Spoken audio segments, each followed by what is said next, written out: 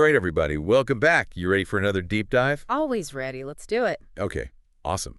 So today we're looking at something that I think is super relevant to a lot of our listeners out there, especially this time of year, you know. It's all about fresh starts and new beginnings. New year, new you, all that jazz. Yeah, exactly. And, we came across this fantastic article called Great Start to Life by Shawn Wondunna Foley. It was just published like a few days ago. Yeah, November 27th. Right, super fresh, super relevant.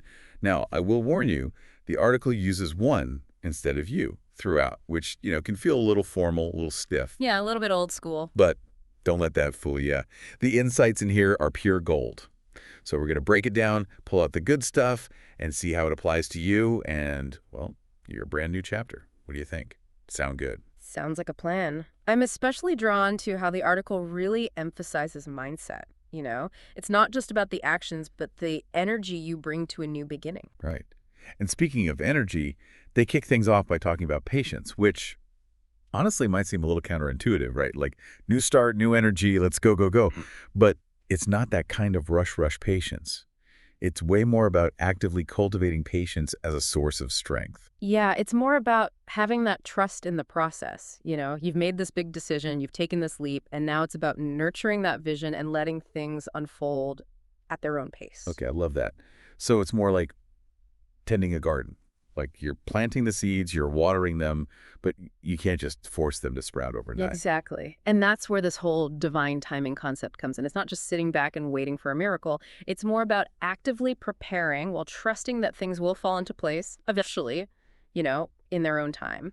So, thinking about our listeners and their fresh start, what does that preparing the soil look like for them right now? What are those steps they can take while they're waiting for those seeds to sprout? Oh, I love that. Preparing the soil. But you know what? Sometimes things don't quite go according to plan, right? Like the article mentions these twists and turns. And honestly, those can be super frustrating, maybe even a little scary. Oh, absolutely. But that's where this article gets really interesting, I think. It suggests that those obstacles, those detours, the things that we often see as setbacks, they're actually opportunities for, serious self-discovery. Okay, so you're saying that when things get tough, it's a chance to learn about ourselves. Totally. When you face a challenge, you're forced to learn, you have to adapt, and you really figure out what you're truly capable of. I like that. It's like turning those oh no moments into aha moments. Mm-hmm. So instead of fearing those unexpected turns in the road, what if we saw them as like a chance to learn and evolve? Exactly. And that ties into another big theme in the article, clarity and focus. But here's the thing, it's not about constantly fixating on the end goal. Which is kind of counterintuitive, right? Shouldn't we be striving towards something, having that big goal in mind? Oh, for sure. Goals are important. But I think what the article is getting at is the importance of being present. Really present in each step of the journey. Because if we're so fixated on that final destination, we might miss out on all the amazing things happening right now. Think about it like this. If you're rushing to the top of a mountain, you might miss the incredible views along the way. Yeah, it's like if you focus too much on the destination, you miss out on the journey. Right. Okay, I'm with you.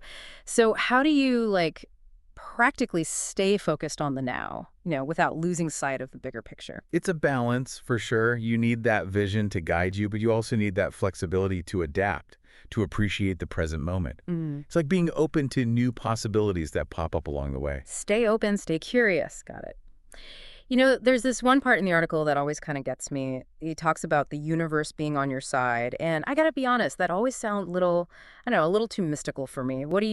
How do we actually apply that? Practically speaking. Yeah, I get that. I think it's less about magic and more about understanding that our actions, our energy, they create ripple effects. When you approach something with passion, with a positive attitude, it attracts good things. People are drawn to that. Opportunities pop up and things just kind of start falling into place. Have you ever noticed that when you're really excited about something, other people get excited too? Oh, totally. It's like if you find an awesome new band, you just want to tell everyone about it. You know what I mean? Exactly. And that actually ties into the article's point about legacy. It's not just about our own journey. It's about how we inspire others, how we lift each other up along the way. I love that. And like you said, it creates those ripple effects. Right. Every step we take, big or small, can create a ripple that extends way beyond ourselves. Which is kind of a beautiful thing to think about, right? It is. Our actions are little pebbles creating ripples in a pond. And speaking of ripples, The article ends with this awesome call to action, reminding us that every step counts. It matters. It really does. And it kind of leaves us with something to ponder, doesn't it? How might your great start, your new beginning, how might that create positive ripples in your community, your field of work, even in the world? Like, it might be a small ripple, maybe inspiring a friend to try something new, or it could be something huge, contributing to a cause that's really important to you. What kind of legacy do you want to create with this new chapter of your life? That's such a powerful question. Wow.